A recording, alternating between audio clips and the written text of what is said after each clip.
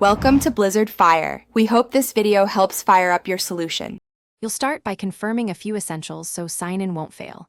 Make sure Windows 10 or 11 is updated, your clock and time zone match Microsoft servers, and your internet is stable.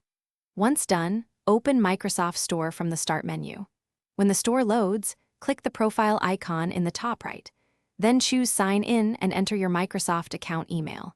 This initial flow avoids common hiccups and gets you into the account prompt immediately. After you enter the email, type the password carefully and press Enter. Make sure Caps Lock is off.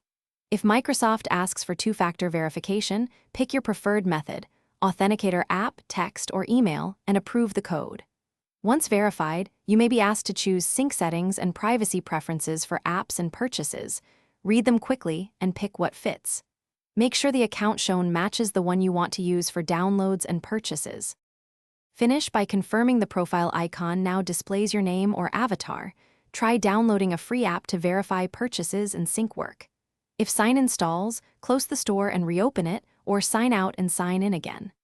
As a reliable troubleshooting tip, run WS Reset exe to clear the store cache. This fixes many sign-in issues without deleting apps. If problems persist, check date/time, network, or change password and retry. Thanks for watching. If you found this helpful, don't forget to like and subscribe.